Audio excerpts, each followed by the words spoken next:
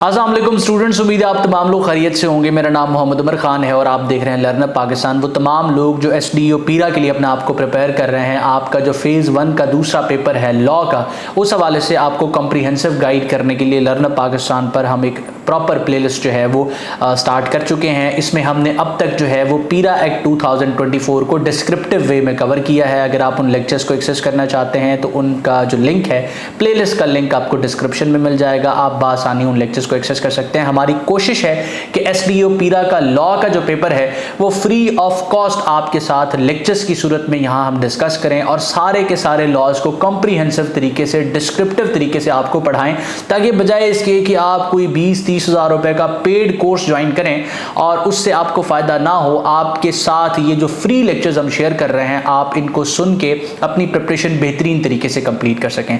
अब तक हम पीरा एक्ट 2024 को कवर कर चुके हैं। आज का हमारा लेक्चर हम कोशिश करेंगे कि एक ही लेक्चर में हमारा जो Punjab price control of essential commodities act 2024 है, हम इसको कवर कर लें।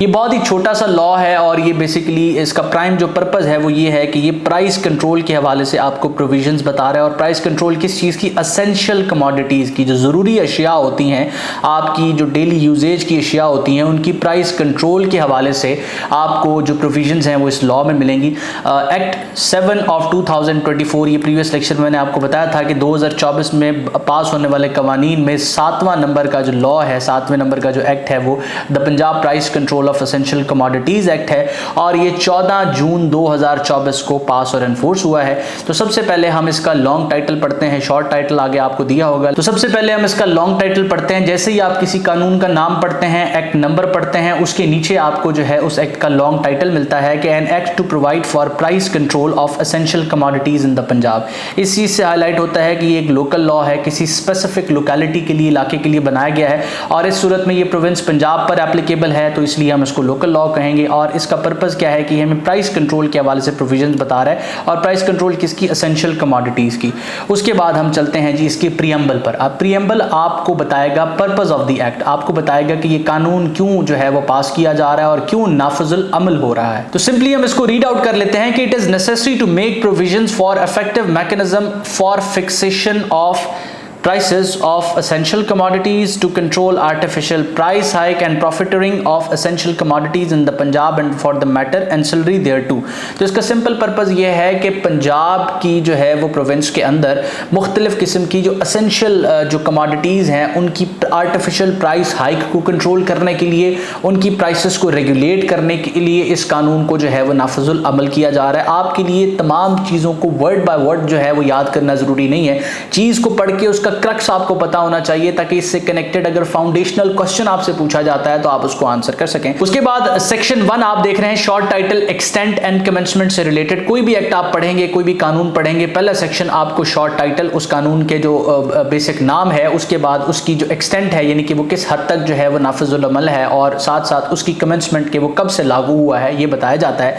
सो दिस एक्ट में be cited as the Punjab price control of essential commodities act 2024। तो इसका शॉर्ट टाइटल ये हो गया। लॉन्ग टाइटल हमने बिल्कुल पहली स्लाइड में पढ़ा था।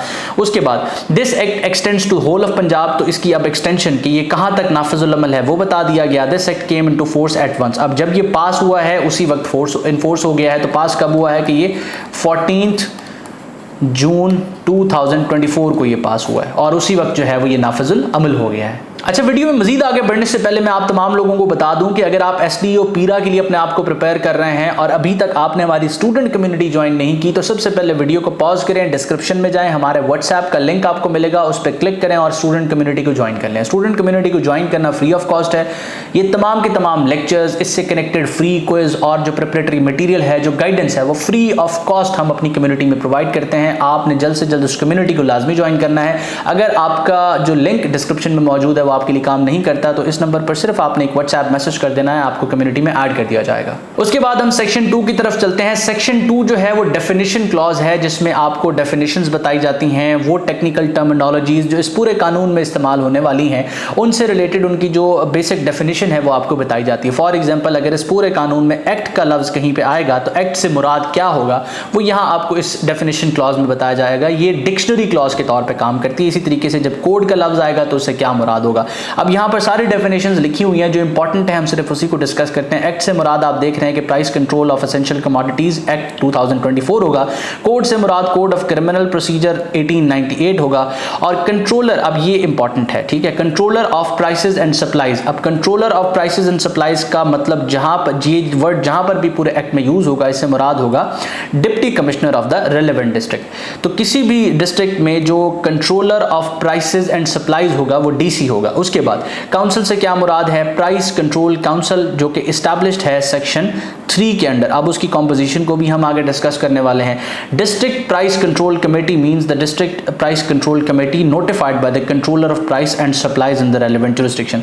अब controller of prices and supplies आपको ऊपर बताया कि डीसी होगा, तो वो जिसको नोटिफाई करेगा वही डिस्ट्रिक्ट प्राइस कंट्रोल कमेटी होगी। उसके बाद नेक्स्ट आप देख सकते हैं dealer. Dealer means a person carrying on whether in conjunction with any other business और not the business of selling any essential commodity whether wholesale और रिटेल। तो कोई भी पर्सन अगर जो है किसी और कनेक्टेड बिजनेस के साथ कर रहा है या इंडिपेंडेंटली कर रहा है और वो बेसिकली जो है एसेंशियल कमोडिटीज के साथ डील कर रहा है, तो इस कानून के ताबे जो है वो उसको हम डीलर कहेंगे, चाहे वो होलसेल के तौर पे उन एसेंशियल कमोडिटीज को बेचे या रिटेल में बेचे।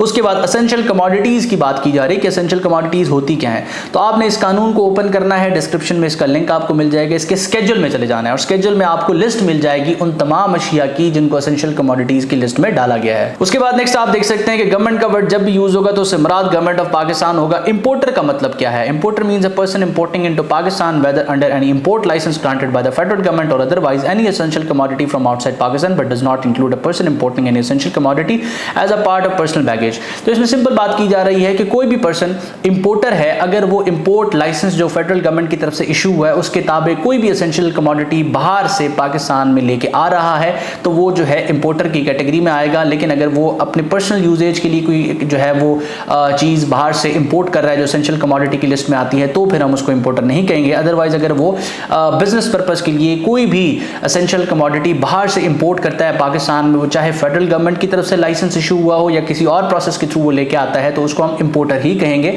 उसके बाद ऑर्डर से मुराद है कि इस कानून के ताबे कोई भी ऑर्डर आए और प्रिस्क्राइब से मुराद है कि जो रूल्स और रेगुलेशन में प्रोसेस प्रिस्क्राइब किया गया है। उसके बाद नेक्स्ट आप देख सकते हैं producer. Producer means any person engaged in the manufacturing और production of any essential commodity. तो कोई भी पर्सन जो एसेंशियल कमोडिटीज को या तो मैन्युफैक्चर करता है या उसकी प्रोडक्शन करता है तो उसको हम प्रोड्यूसर कहते हैं। प्रोविंस का मतलब प्रोविंस ऑफ पंजाब है। उसके बाद नेक्स्ट आप देख सकते हैं प्रोविंशियल कंट्रोलर जनरल। अब प्रोविंशियल कंट्रोलर जनरल जब हम सेक्शन 5 में पढ़ेंगे तो इसको लाजमी आपने देख लेना है। प्रोविंशियल कंट्रोलर जनरल जो है वो सेक्शन 5 के अंदर डिफाइन किया गया है और इसके बारे में आपको पता होना इंपॉर्टेंट है। उसके बाद रेगुलेशन। रेगुलेशन का मतलब है जो इस कानून के ताबे रेगुलेशंस फ्रेम की गई हैं। उसके बाद इसी तरीके से रूल्स, स्केड्यूल और जो है वो सेक्रेटरी से रेलेवेंट डेफिनेशन क्लॉज आपको बताई गई है, इंपॉर्टेंट नहीं है। उसके बाद जो है वो सेक्शन 3 आप देख रहे हैं जिसमें establishment of price control council के बारे में, उसकी कंपोजिशन के बारे में बताया गया है। मैंने आपको प्रीवियसली बताया था कि ये जो प्राइस कंट्रोल काउंसिल है इसके बारे में आपको पता होना जरूरी है। तो प्राइस कंट्रोल काउंसिल जो है वो सेक्शन 3 के ताबे एस्टैब्लिश होती है। स्टूडेंट अक्सर औकात पूछते हैं कि कौन से सेक्शंस को प्रिपेयर करना है, तो गिने चुने सेक्शंस होते हैं। जिस तरीके से अभी ये सेक्शन 3 है जिसमें establishment of price control council के बारे में बताया गया है, इसके बारे में आपको पता होना चाहिए। तो अब प्राइस कंट्रोल काउंसिल इन लोगों पर मुश्तमिल होगी जो इस वक्त 2 स्लाइड्स पर आप देख रहे हैं। अब इसमें आपके लिए प्रिपेयर करना कौन सी चीज जरूरी है कि इस प्राइस कंट्रोल काउंसिल का चेयरपर्सन कौन होगा, आपको ये पता होना चाहिए। और उसके बाद आपको पता होना चाहिए कि प्राइस कंट्रोल काउंसिल का सेक्रेटरी कौन होगा। ये 2 चीजें आपको पता होना चाहिए। इसके अलावा जो पर्संस इसके अंदर मेंबर के तौर पे एडेड हैं, आपने एक नजर बस उनको देख लेना है, आपको आइडिया होगी ये इस काउंसिल का मेंबर है। तो अब यहां पर देखते हैं कि minister for price control and commodities management by any public और any public representative nominated by the chief minister. तो या तो जो मिनिस्टर है price control and commodities management का वो इसका चेयरपर्सन होगा, या फिर सीएम ने जो पर्सन नॉमिनेट किया होगा वो इसका चेयरपर्सन होगा। उसके बाद मिनिस्टर फॉर एग्रीकल्चर भी इसका मेंबर होगा, minister for industries, commerce and investment इसका मेंबर होगा। 3 मेंबर्स प्रोविंशियल असेंबली की तरफ से आएंगे। चीफ सेक्रेटरी भी इसका मेंबर होगा। Secretary to the government home department भी इसका मेंबर होगा। इसी तरीके से अब हम बिल्कुल last P point number P पे आ जाते हैं और पी में हमें बताया गया है कि director general commodities price control and commodities management department. तो जो डीजी है price control and commodities management department का, वो इसका सेक्रेटरी और मेंबर दोनों के तौर पे काम करेगा। तो ये दो चीजें आपको यहां पर पता होने चाहिए। उसके बाद हम नेक्स्ट अब डिस्कस करते हैं कि इस काउंसिल के जो है, जो प्राइस कंट्रोल काउंसिल है, इसके काम क्या है। The council in addition to the powers provided under section 4, अब इसकी जो पावर्स हैं वो सेक्शन 4 में प्रोवाइडेड हैं। आपको सेक्शन 4 का भी पता होना चाहिए। अब तक के इंपॉर्टेंट सेक्शन में सेक्शन 3, सेक्शन 4 और सेक्शन 5 है, जिनके बारे में आपको इनकी हेडिंग्स पता होनी चाहिए कि ये क्या है। So the council in addition to the powers provided in section 4 shall obtain information regarding prices of essential commodities prevailing in various markets. तो ये क्या कर सकते हैं कि जो पावर्स इनको सेक्शन 4 में दी गई हैं उससे हट के ये इंफॉर्मेशन ले सकते हैं, किसके अकॉर्डिंग, प्राइसेस के अकॉर्डिंग, किस चीज की, एसेंशियल कमोडिटीज की जो कि मुख्तलिफ मार्केट्स में प्रिवेल कर रही हैं एक सर्टन टाइम पे। उसके बाद ये उन प्राइसेस को रिव्यू कर सकते हैं जो इस कानून के ताबे जो है वो फिक्स की गई हैं। Monitor the action taken under the act for the purpose of price control, वो उन एक्शंस को मॉनिटर कर सकते हैं जो इस कानून के ताबे प्राइस कंट्रोल के लिए जो है वो लिए गए हैं। एंड उसके बाद ये क्या कर सकते हैं, issue direction and orders to ensure implementation of the provisions of this act. तो ये डायरेक्शंस इशू कर सकते हैं ताकि इस जो कानून है उसकी इंप्लीमेंटेशन और इसके जो पर्पस है, इसकी प्रोविजंस को इंप्लीमेंट करने का, वो फुलफिल किया जा सके। उसके बाद नेक्स्ट आप देख सकते हैं, the director general price control and commodities management shall be secretariat to the council. तो हमने ये प्रीवियसली डिस्कस किया है कि जो डीजी है price control and commodities management department का, वो बेसिकली इसका सेक्रेटरी है और जो है वो उसको सेक्रेटेरिएट हम जो है वो कंसीडर करेंगे। अच्छा, इस लेक्चर में मजीद आगे बढ़ने से पहले वो तमाम लोग जो पहली बार इस चैनल पर तशरीफ लाए हैं, पहली बार लेक्चर देख रहे हैं, मैं आपको इंट्रोड्यूस करवाता चलूं लर्नअप पाकिस्तान की तरफ से पब्लिश होने वाली गाइड बुक जो लॉ के पेपर को कवर करती है।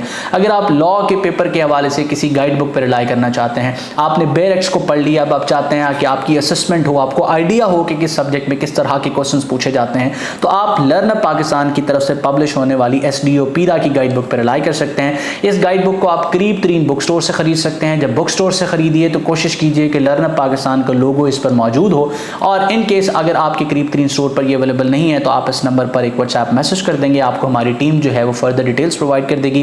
ये किताब मार्केट में मौजूद किताबों से डिफरेंट इस तरह से है कि इसमें उसी तरीके से क्वेश्चंस को एड्रेस किया गया है जिस तरीके से कैंडिडेट को पंजाब पब्लिक सर्विस कमीशन में क्वेश्चंस को प्रिपेयर करना है। यानी कि आपसे लॉ के पेपर में फाउंडेशनल क्वेश्चंस पूछे जाने हैं, तो जब आप बेयर एक्ट पढ़ लेते हैं, चीज़ों को डिस्क्रिप्टिवली कंसेप्चुअली पढ़ लेते हैं, तो आपको असेसमेंट की जरूरत होती है, और अगर असेसमेंट सही तरीके से हो तो फिर आपकी तैयारी बेहतरीन तरीके से कंप्लीट हो जाती है। तो अगर आप इस किताब को खरीदना चाहते हैं, इसके बारे में मजीद इन्फॉर्मेशन और डिटेल्स लेना चाहते हैं, आप हमारी टीम के साथ इन टच आ सकते हैं। मैं अगेन आपको बताऊं कि कोई कंपल्शन नहीं है कि आप किसी स्पेसिफिक गाइड बुक पर रिलाई करेंगे तो ही आप अच्छा स्कोर कर सकते हैं। ये लेक्चर्स जो हम आपके साथ शेयर कर रहे हैं, अगर आप इनको ही अच्छे तरीके से देख लेते हैं, इनको प्रिपेयर कर लेते हैं, तो इंशाल्लाह तैयारी आपकी बेहतरीन तरीके से कंप्लीट हो जाएगी। उसके बाद सेक्शन 4 आप देख सकते हैं, पावर्स टू मेक ऑर्डर्स। अब ये जो प्राइस कंट्रोल काउंसिल है उसकी पावर्स के हवाले से, उसके ऑर्डर करने की पावर्स के हवाले से बात की जा रही है। द काउंसिल और authorised officer may issue orders to regulate essential commodities for fair prices and equitable distribution. तो काउंसिल या उसकी तरफ से कोई भी ऑथराइज्ड ऑफिसर है वो ऑर्डर्स को इशू कर सकता है ताकि रेगुलेट किया जा सके क्या चीज, एसेंशियल कमोडिटीज को। और एसेंशियल कमोडिटीज को किस तरीके से, किस चीज के लिए रेगुलेट करना है, फेयर प्राइसेस के लिए रेगुलेट करना है, और उसकी इक्विटेबल डिस्ट्रीब्यूशन यानी कि इक्वल डिस्ट्रीब्यूशन के हवाले से जो है वो आपने रेगुलेट करना है। और ऑर्डर्स जो है वो ये कर सकती है, और ऑर्डर किस चीज पर इंक्लूड होंगे, ऑर्डर किस चीज पर मुश्तमिल होंगे, सबसे पहले कि वो इसकी प्राइसेस को फिक्स कर सकते हैं खरीदने की और सेल करने की। उसके बाद रेगुलेट कर सकते हैं इसकी प्रोडक्शन को, इसकी स्टोरेज को और इसकी मूवमेंट को। अब ये स्टोरेज, प्रोडक्शन, मूवमेंट किस चीज की, एसेंशियल कमोडिटीज की, जो जरूरियात जिंदगी की अशिया हैं उनके लिए।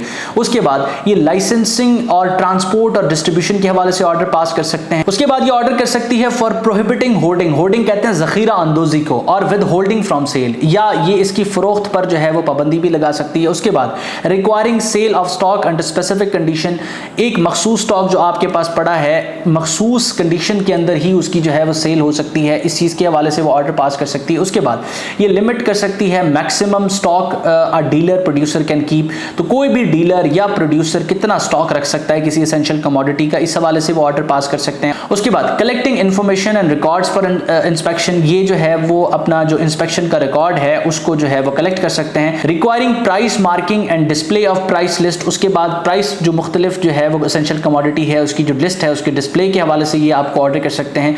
Allowing search seizure and licensing procedure, ये सर्च को अलाउ कर सकते हैं, किसी भी एसेंशियल कमोडिटीज को सीज करने के हवाले से अलाउ कर सकते हैं और लाइसेंसिंग के प्रोसीजर को रेगुलेट कर सकते हैं। इसके अलावा सीजिंग और forfeiting stock and sealing premises for violation with hearing and written reason, तो ये क्या कर सकते हैं, ये सीज कर सकते हैं। उसके बाद जो भी स्टॉक इन्होंने रिसीव किया है या इन्होंने अपने कब्जे में लिया है, सीज किया, उसको फॉरफीचर कर सकते हैं, सेल कर सकते हैं। जिस प्रीमिसेस के अंदर जिसने वायलेशन किया उसको सील कर सकते हैं। और ये सारा काम ये जो भी पर्सन होगा जो जिसके ऊपर इस चीज़ का इल्ज़ाम होगा उसको सुनने के बाद और तमाम की तमाम वजूहात सीज करने की, फॉरफीचर करने की या प्रीमिसेस को सील करने की, वो रिटन में लिखने के बाद जो है वो ये ऑर्डर कर सकते हैं। नेक्स्ट हम देख सकते हैं कि सेक्शन 5 हम देख रहे हैं जिसमें प्रोविंशियल कंट्रोलर जनरल और उसकी पावर्स और उसके फंक्शन को डिस्कस किया गया है। सेक्शन नंबर 4 में हमने जो है क्या चीज़ डिस्कस की है, सेक्शन नंबर 4 में हमने पढ़ा है पावर टू मेक ऑर्डर्स, और ये प्राइस कंट्रोल काउंसिल के ऑर्डर्स के इसके हवाले से, पावर्स के हवाले से बात की जा रही है। उसके बाद जो हमारा सेक्शन 5 है वो प्रोविंशियल कंट्रोलर जनरल और उसकी पावर्स के हवाले से बात करता है। So the secretary of the price control and commodities management department, price control and commodities management department का जो सेक्रेटरी है वो बेसिकली कौन होगा, provincial controller general. Provincial controller general जो है वो इसका सेक्रेटरी होगा। ही में authorise government officer to exercise his power for specific areas और कमोडिटीज, तो ये क्या कर सकता है, ये मुख्तलिफ किस्म के गवर्नमेंट ऑफिसर्स को ऑथोराइज कर सकता है कि इसकी पावर्स को एक्सरसाइज करें, मुख्तलिफ इलाकों में इलाके स्पेसिफाई कर सकता है या मुख्तलिफ एसेंशियल जो कमोडिटीज हैं उनको स्पेसिफाई कर सकता है कि इस एसेंशियल कमोडिटी के हवाले से इस स्पेसिफिक इलाके के अंदर एक सर्टन गवर्नमेंट ऑफिशियल जो है वो इसकी पावर्स को एक्सरसाइज कर सकता है। इस तरीके से अपनी पावर्स को डेलीगेट कर सकता है। Deputy commissioner is the controller of prices and supplies in each district with the same power in his jurisdiction. अब ये पहले भी हम डिस्कस कर चुके हैं कि जो डीसी है, डेफिनेशन क्लॉज में हमने डिस्कस किया था कि जो डिप्टी कमिश्नर है वो कंट्रोलर है प्राइसेस का और सप्लाईज का हर डिस्ट्रिक्ट के अंदर, और उस डिस्ट्रिक्ट के अंदर उसने जो है वो ये मखसूस पावर्स एक्सरसाइज करनी है। The controller general his authorised officer और डिस्ट्रिक्ट कलेक्टर में। अब जो कंट्रोलर जनरल है इसके अलावा उसके जो ऑथोराइज्ड ऑफिसर्स हैं और जो डिस्ट्रिक्ट कलेक्टर है वो क्या क्या कर सकता है, ये जो है वो नीचे बताया गया है। सबसे पहले वो रिकॉर्ड डिमांड कर सकता है, उसके बाद वो स्टेटमेंट्स जो है वो उससे डिमांड कर सकता है, किससे, प्रोड्यूसर से, डीलर से और इंपोर्टर से। उसके बाद inter and search promises of trade associations and verify information, वो मुख्तलिफ किस्म की ट्रेड एसोसिएशंस में जो है वो एंटर हो सकता है, उनकी प्रेमिसेस में उनको सर्च आउट कर सकता है और उसके अलावा वहां से जो इंफॉर्मेशन उसको प्रोवाइड की गई है उसको वेरीफाई कर सकता है। नेक्स्ट हम देखते हैं कि वो कलेक्ट कर सकता है डॉक्यूमेंट्स को और रिकॉर्ड कर सकता है किसी भी सोर्स से fix prices of essential commodities including brand categories, तो वो क्या कर सकता है कि मुख्तलिफ किस्म की जो एसेंशियल कमोडिटीज हैं उनकी प्राइसेस को फिक्स कर सकते हैं। अब ये तीनों लोगों की पावर्स के हवाले से बताया जा रहा है कि कंट्रोलर जनरल खुद करना चाहे तो ये कर सकता है, उसके बाद अपने ऑथोराइज ऑफिसर से करवाना चाहे तो ये कर सकता है, उसके बाद जो डिस्ट्रिक्ट कलेक्टर जो किसी डिस्ट्रिक्ट के अंदर जो है ये पावर्स एक्सरसाइज करता है वो अगर ये करना चाहे तो ये कर सकता है। उसके बाद seek assistance from federal provincial organisation for price fixation, तो ये असिस्टेंस सीक कर सकता है फेडरल और प्रोविंशियल ऑर्गेनाइजेशन से कि किसी भी कमोडिटी की प्राइस फिक्सेशन के हवाले से उसको असिस्टेंस प्रोवाइड की जाए। उसके बाद ये सर्च कर सकता है, ये सीज कर सकता है, ये फॉरफीट कर सकता है स्टॉक को, यानी कि ये उसकी तलाशी ले सकता है, सीज कर सकता है, सेल कर सकता है स्टॉक को और प्रीमिसेस को सील कर सकता है अगर जो है इस कानून की वायलेशन होती है। और ये जब करेगा तो जो भी पर्सन इन्वॉल्व होगा उसको सुनेगा और उसके बाद जो रीजंस होंगी ऑर्डर पास करने की उसको रिकॉर्ड करेगा, देन जो है इस तरह का ऑर्डर करेगा। उसके बाद फिक्सेशन ऑफ प्राइसेस, अब सेक्शन 6 हमें प्राइसेस की फिक्सेशन के हवाले से जो है वो बताता है कि the provincial controller general his authorised officer और district collectors may fix prices of essential commodities with variations for different areas, transaction stages और time periods as directed by the council. तो काउंसिल से डायरेक्शन लेने के बाद जो provincial controller general है, उसके ऑथोराइज्ड ऑफिसर हैं और जो डिस्ट्रिक्ट कलेक्टर्स हैं वो किसी भी एसेंशियल कमोडिटीज की प्राइस को फिक्स कर सकते हैं। इन प्राइसेस को फिक्स करने के हवाले से वो वेरिएशंस लेके आ सकते हैं इलाकों के हिसाब से, उन जो बेसिकली एसेंशियल कमोडिटीज हैं उनकी सेल होने की स्टेजेस, उनकी ट्रांजैक्शन की स्टेजेस के हवाले से मुख्तलिफ किस्म के टाइम पीरियड्स को मद्देनजर रखते हुए उनकी प्राइसेस को ये लोग फिक्स कर सकते हैं। दे में ऑल्सो रिव्यू और extend the fix prices if needed by giving written order. For an example, उन्होंने किसी प्रोडक्ट की जो प्राइस है, किसी एसेंशियल कमोडिटी की जो प्राइस है उसको फिक्स किया एक सर्टेन सर्टेन टाइम के लिए, तो उसको एक्सटेंड भी कर सकते हैं, उसको रिव्यू कर सकते हैं। उसके बाद सेक्शन 7 की तरफ हम बढ़ते हैं, सेलिंग और reselling of essential commodities. Essential commodities जो जरूरियात की अशिया हैं उनको सेल करने के हवाले से और उनको रीसेल करने के हवाले से यहाँ बताया जाता है कि नो पर्सन शैल सेल और resell any essential commodity at a price higher than the maximum price so fixed and such person shall display a list of fixed prices of essential commodities at conspicuous place of his sale point. तो कोई भी person जो है वो essential commodity की जो price fixed है उससे ऊपर ना तो उसको सेल करेगा और ना ही रीसेल करेगा। फॉर एन एग्जांपल, वो रीसेल करना चाहे कि उसने फिक्स्ड प्राइस पर खरीद ली है, अब उसको जो है वो रीसेल करने के लिए वो हायर प्राइस को जो है वो जो फिक्स्ड प्राइसेस है उससे हट के वो अवेल करना चाहता है, तो वैसा नहीं कर सकता। और साथ साथ जहां पर वो सेल पॉइंट बनाएगा वहां पर उसने मखसूस किस्म की जो लिस्ट है उसको लाजमन डिस्प्ले करना है। उसके बाद सेक्शन 8 की तरफ हम बढ़ते हैं, disposal of seized essential commodities. तो वो तमाम एसेंशियल कमोडिटीज जो इस एक्ट की वायलेशन के तौर पे सीज कर ली जाएंगी, उनके साथ क्या किया जाएगा, उनका फाइनल फेट क्या होगा, उनको किस तरीके से डिस्पोज किया जाएगा। So seized essential commodities may be sold on the spot at fixed prices. तो जो सील्ड एसेंशियल कमोडिटीज हैं उनको ऑन द स्पॉट ही सेल किया जा सकता है फिक्स्ड प्राइसेस के ऊपर। Sale proceeds are deposited in the government authorised bank account. For an example, उनको ऑन द स्पॉट जो है एसेंशियल कमोडिटीज को सेल किया गया है तो उसकी जो अमाउंट है वो गवर्नमेंट ऑथराइज्ड बैंक के अंदर जो है वो डिपॉजिट करवा दी जाएगी। और उसके बाद जो एक्यूज्ड पर्सन है, जिसके ऊपर इल्जाम है कि उसने इस कानून की प्रोविजंस को वायलेट किया है, अगर तो वो जो है बाइज्जत बरी हो जाता है, एक्विटेड हो जाता है, उसके ऊपर इल्जाम साबित नहीं होता, तो उसकी अमाउंट जो है जो सेल के नतीजे में रिसीव की गई थी वो उसको अदा कर दी जाएगी।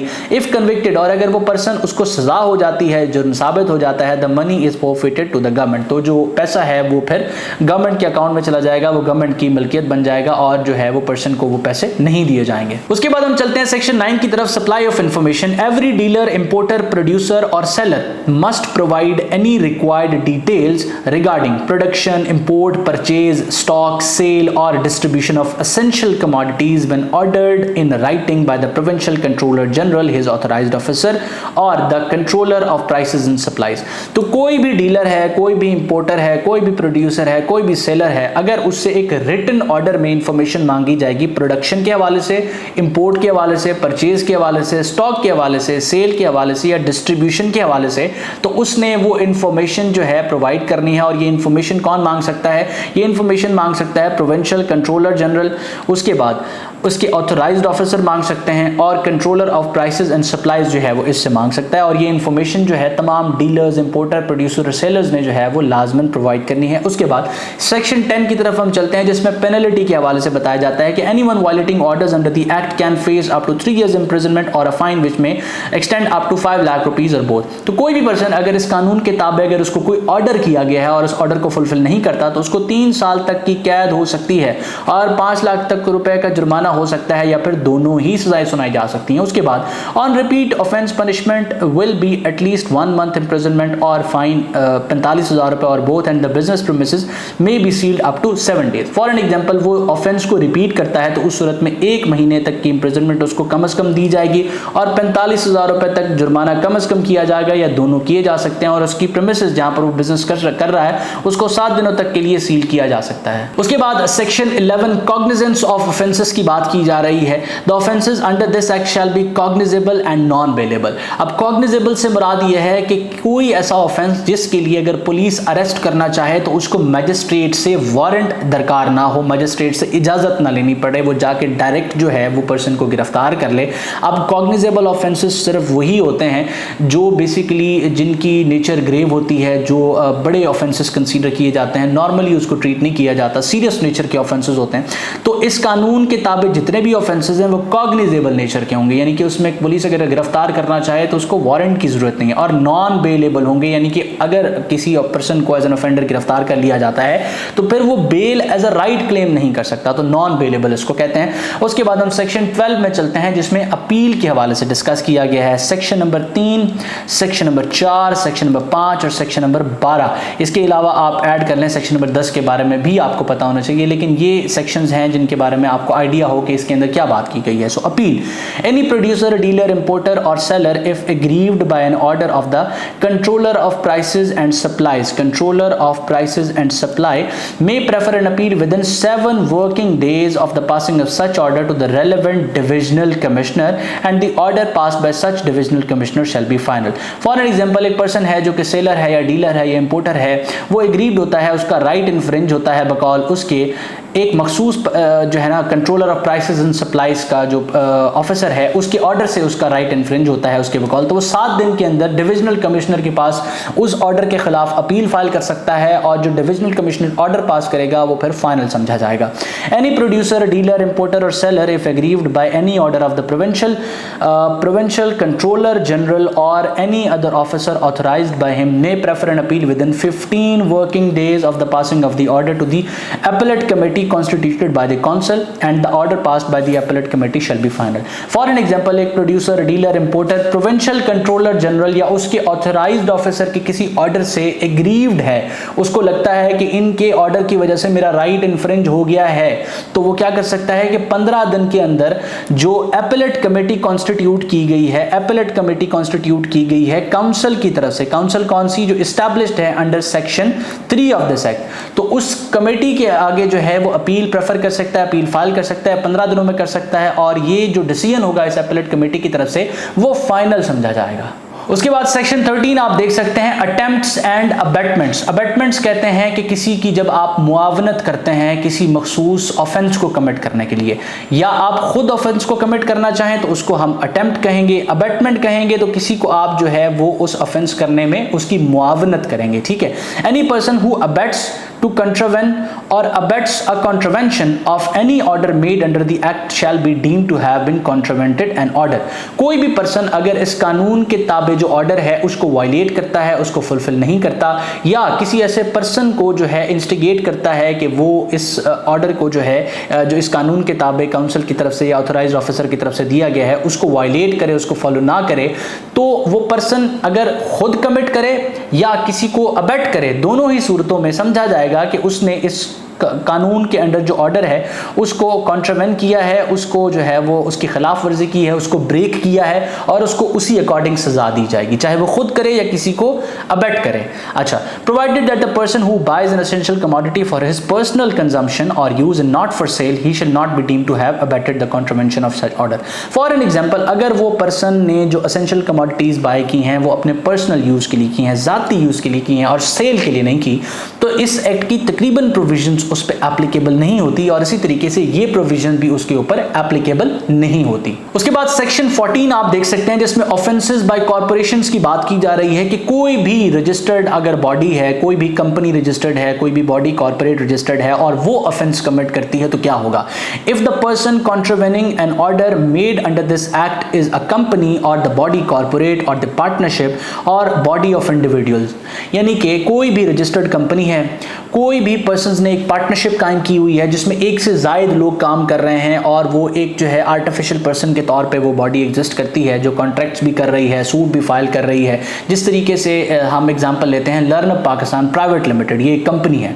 अब ये कंपनी अगर कोई ऑफेंस कमिट करती है इस कानून के ताबे तो इसके जितने भी स्टेक होल्डर्स होंगे, इसका डायरेक्टर होगा, इसके मुख्तलिफ और पर्सन इसके अंदर जो स्टेक होल्डर्स होंगे जो एक डिसाइडिंग पोजीशन पर बैठे होंगे, तो उन सारों के अगेंस्ट इस कानून के ताबे ऐसे ही प्रोसीड किया जाएगा जैसे कि इस कानून की वायलेशन उन लोगों ने की है, अनलेस एंड अनटिल कि उनके ऑफिसर्स जो इसमें इन्वॉल्व नहीं थे वो इस चीज़ को साबित करें कि वो इसके अंदर इन्वॉल्व नहीं थे और जो भी इस कानून की वायलेशन हुई है वो इनके अमल में आए बगैर हुई है, तभी वो इससे बरी ज़िम्मा हो सकते हैं। तो इसमें सिंपली बात की गई है कि जब कोई पर्सन कमिट करेगा, कॉन्ट्रावेन करेगा इस जो है ना कानून के ताबे जो ऑर्डर्स होंगे, यानी कि उनको ब्रेक करेगा, उनको फॉलो नहीं करेगा, तो उन पे प्रोसीडिंग जो है वो की जाएगी और उसके बाद कोई रजिस्टर्ड बॉडी, कोई कंपनी, कोई ऑर्गेनाइजेशन इसको वायलेट करेगी तो उसके जितने भी स्टेक होल्डर्स होंगे, जिसमें उसका डायरेक्टर होगा, अगर आप इसको देखें डायरेक्टर होगा, उसका मैनेजर होगा, उसका सेक्रेटरी होगा, उसके मेंबर्स होंगे और अदर ऑफिसर होंगे, एजेंट्स होंगे, उनके ऊपर जो है वो इसी तरीके से कार्रवाई की जाएगी जिस तरीके से उन लोगों ने इस कानून के ताबे ऑर्डर्स को कॉन्ट्रावेन किया है, उनको तोड़ा है। उसके बाद सेक्शन 15 को हम देखें, फॉल्स स्टेटमेंट की बात की जा रही है। Person shall be punished with imprisonment for a term which may extend to 3 years और फाइन और विद बोथ इफ ही। अब वो तमाम लोग जो नीचे दिए गए ABC में आगे जो है वो हम डिस्कस करेंगे वो काम करते हैं, तो उनको क्या पनिशमेंट दी जा सकती है? उनको पनिशमेंट दी जा सकती है जी 3 साल तक की, और उनको जुर्माना किया जा सकता है। किसी भी शख्स को 3 साल तक की कैद हो सकती है, 3 years की इंप्रिजनमेंट हो सकती है, उसको फाइन हो सकता है अगर वो इनमें से कोई भी काम करता है। सबसे पहले क्या कि when required by an order made under the act to make a statement और furnish any information, makes a statement और furnish any statement which is false or any material particular and which he knows or has reasonable cause to believe to be false or does not believe it to be true. For an example, एक शख्स से कोई information मांगी जाती है, उससे कोई statement मांगी जाती है और वो पर्सन जाके गलत इंफॉर्मेशन प्रोवाइड करता है काउंसिल को, किसी ऑथराइज्ड ऑफिसर को, ये जानते हुए कि वो बात जो काउंसिल को ऑफिसर को बता रहा है वो गलत है। अगर वो ऐसा काम करेगा तो उसको 3 साल तक की कैद हो सकती है और जुर्माना भी हो सकता है। ये दोनों ही अवॉर्ड किए जा सकते हैं। उसके बाद makes any statement as aforesaid in any book, account, record, declaration, return और other document which is required by any such order to maintain. अब इस कानून के ताबे एक ऑर्डर किया गया है कि आपने एक रिकॉर्ड बुक मेंटेन करनी है, कोई डॉक्यूमेंट मेंटेन करनी है, और उसमें वो इस तरह की गलत फॉल्स फेक एंट्री करता है, तब भी उसको 3 साल तक की कैद और जुर्माना या दोनों सजाएं अवॉर्ड की जा सकती हैं। नेक्स्ट आप देख सकते हैं सेक्शन 16 जिसमें पावर टू ट्राई ऑफेंसेस के हवाले से बात की जा रही है। सिंपल इसमें बात की गई है कि इस कानून के ताबे जितने भी ऑफेंसेस हैं वो स्पेशल मैजिस्ट्रेट जो है उस हवाले से ट्रायल उनका कंडक्ट करेगा, जो कि 14A of the code of criminal procedure में अपॉइंट किया जाएगा। इनका ट्रायल जो है वो समरी मैनर में भी हो सकता है। समरी मैनर एक ऐसा ट्रायल होता है जो बहुत ब्रीफ नेचर का होता है, और अगर मैजिस्ट्रेट चाहे तो चैप्टर 20 में जो ट्रायल का प्रोसेस है उसको भी फॉलो कर सकता है। उसके बाद सब सेक्शन 2 को हम पढ़ते हैं कि if a magistrate has reason to believe that any offence punishable under the act has been committed by any person, he may enter the place और premises where the offence has been committed and try the offences as provided in subsection 1। For an example, एक special magistrate है जिसको information मिलती है कि एक offence commit हुआ है जो इस कानून के ताबे पनिशेबल है, तो वो उस प्रेमिसेस को विजिट कर सकता है, वहां पे जो है ऑब्जर्व कर सकता है, और उसको जो है वो विजिट करने के बाद जो सबसेक्शन 1 में प्रोसेस बताया गया है इसके अकॉर्डिंग जो है वो प्रोसीड कर सकता है। देन सेक्शन 17 आप स्क्रीन पर देख सकते हैं जिसमें burden of proof in certain cases के बारे में बात की जा रही है। बर्डन ऑफ प्रूफ से मुराद है कि जब किसी के ऊपर इल्जाम लगाया जाता है तो उस इल्जाम की दुरुस्ती के हवाले से सबूत देने पड़ते हैं। तो 2 पार्टीज इन्वॉल्व होती हैं, एक जो आपके खिलाफ कंप्लेन कर रहा है या स्टेट जो आपके अगेंस्ट किसी ऑफेंस के लिए प्रोसीड कर रही है, और दूसरे पर्सन आप होते हैं जिसके ऊपर इल्ज़ाम होता है। तो अब अदालत में सबसे पहले चीज़ डिसाइड होती है कि इल्ज़ाम जो लगाया गया है उसको साबित कौन करेगा। तो बर्डन ऑफ प्रूफ सेक्शन 17 इसी हवाले से हमें गाइडेंस दे रहा है। Where any person is prosecuted for contravening any order made under the act which prohibits him from doing an act or being in possession of a thing without lawful authority or without a lawful permit, license or other document, the burden of proving that he has such authority, permit, license or other document shall be on him. For an example, एक इंसान के against proceeding की गई है कि इसके पास ये जो प्रोडक्ट है, जो मखसूस एसेंशियल कमोडिटी है, ये एक लाइसेंस के थ्रू ही रखी जा सकती है।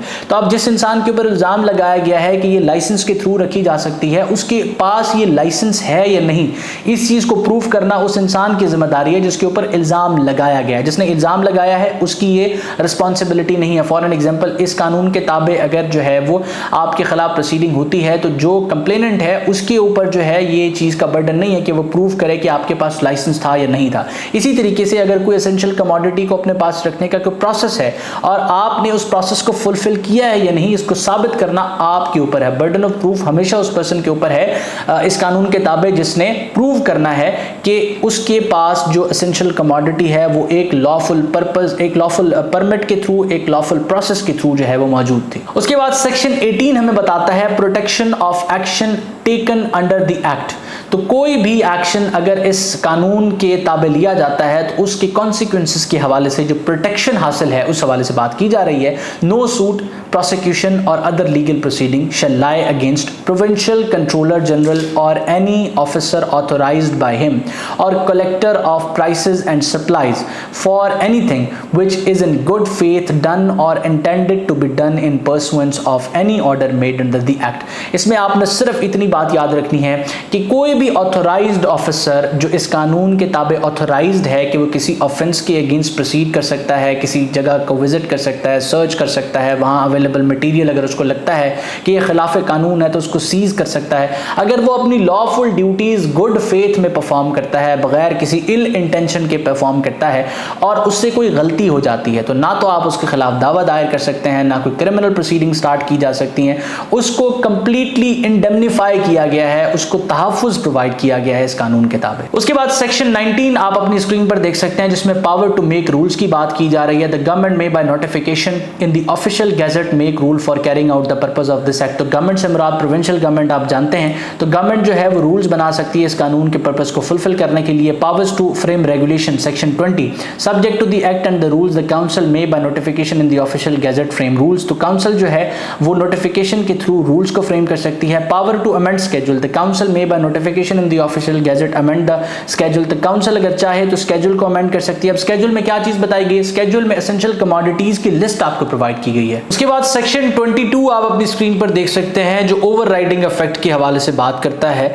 इसको हम रीड आउट करते हैं कि any order made under the act shall have effect notwithstanding anything inconsistent therewith contained in any enactment other than the act और any instrument having effect by which of any enactment other than the act. तो इसमें simple बात की जा रही है कि इस कानून के ताबे अगर कोई भी ऑर्डर किया जाता है और वो ऑर्डर किसी और कानून के अगेंस्ट है, उसकी किसी प्रोविजन के अगेंस्ट है, उस इनैक्टमेंट के अगेंस्ट है, तो ये जो ऑर्डर होगा ये उस इनैक्टमेंट पर प्रिवेल करेगा, यानी कि फौकियत जो है इस कानून के ताबे होने वाले ऑर्डर को दी जाएगी। इससे मुराद ओवरराइडिंग इफेक्ट है और ये ऑर्डर जो है इस मखसूस पर्पस के लिए होगा। इस कानून का पर्पस क्या है कि एसेंशियल कमोडिटीज के प्राइसेस को कंट्रोल करना। उस हवाले से कोई अगर ऑर्डर पास किया जाता है इस कानून के ताबे तो उस ऑर्डर को फौकियत दी जाएगी किसी भी किस्म की और लेजिस्लेशन के ऊपर। उसके बाद सेक्शन 23 जो इस एक्ट का लास्ट सेक्शन है उसको हम डिस्कस करते हैं, जो रिपील और सेविंग के हवाले से बात करता है। रिपील से मुराद ये है कि किसी भी चीज को जब मनसूख किया जाता है, खत्म किया जाता है तो उसको रिपील कहते हैं। सेव का मतलब किस चीज को बचा लेना, रख लेना।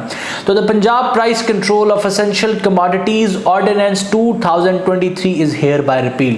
तो 2024 के इस कानून के आने से पहले जो price of essential commodities regulate करने वाला लॉ था वो Punjab price control of essential commodities ordinance 2023 था। तो इसमें बताया जा रहा है कि वो कानून जो है वो अब मनसूख हो गया और उसके बाद से पंजाब में एसेंशियल कमोडिटीज की प्राइस को रेगुलेट करने के लिए पंजाब एसेंशियल कमोडिटीज एक्ट 2024 आ गया है। Notwithstanding the repeal under subsection 1 all actions taken under the repealed ordinance shall be deemed to have taken effect under the act. अब इसमें सिंपल बात की जा रही है कि वो तमाम के तमाम जो एक्शंस लिए गए थे उस ऑर्डिनेंस के ताबे, साल 2024 में ये कानून आया, 2022 में फॉर एग्जांपल कोई एक्शन लिया गया है और वो पंजाब प्राइस कंट्रोल ऑर्डिनेंस 2023 के ताबे लिया गया था, तो वो सारे के सारे एक्शंस उस कानून के मनसूख होने से ख़त्म नहीं हो जाएंगे। वो ऐसे समझे जाएंगे वो सारे एक्शंस इस कानून, नए कानून जो Punjab price control of essential commodities act 2024 है उसके ताबे लिए गए हैं। तो ये हमारा लेक्चर था जिसमें Punjab price control of essential commodities act 2024 को हमने कॉम्प्रिहेंसिव तरीके से कवर किया। 23 इसके सेक्शन थे, तमाम चीज़ों को डिस्क्रिप्टिव वे में कवर किया। जो इंपॉर्टेंट चीज़ें थी वो मैंने आपको बता दी। आप अगर इस लेक्चर को रिपीट करना चाहें 2x पे आप इसको रिपीट कर सकते हैं। और इसके अलावा मैं आपको लेक्चर एंड करते हुए बताता चलूँ कि लॉ का पेपर अगर आप कंप्लीटली प्रिपेयर करना चाहते हैं तो लर्नर पाकिस्तान के यूट्यूब चैनल को आपने सब्सक्राइब कर लेना है, कम्युनिटी को लाजमी ज्वाइन कर लेना है ताकि आप अपडेटेड रहें। इसके अलावा अगर आप तैयारी करना चाहते हैं तो आप जो है वो अपनी तैयारी के लिए सिर्फ और सिर्फ अगर गाइड बुक पर रिलाई करना है तो मैं तो यही रिकमेंड करूंगा कि लर्नर पाकिस्तान की गाइड बुक पर रिलाई करें ताकि आप रेलेवेंट क्वेश्चंस पढ़ें, कम वक्त में बेहतरीन तैयारी करें। मैं उम्मीद करता हूं ये लेक्चर आपकी हेल्पफुल रहा है। अगर आपके जहन में कोई भी सवाल है, कोई भी चीज़ आपको कंफ्यूज करती है, हमारी पूरी टीम आपको फ्री ऑफ कॉस्ट असिस्ट करने के लिए मौजूद है। आप हमसे इन टच आ सकते हैं, नंबर आपको स्क्रीन पर शो हो रहा है। अपना बहुत सारा ख्याल रखिएगा, दुआ में मुझे और मेरी टीम को जरूर याद रखिएगा। अल्लाह हाफ़िज़।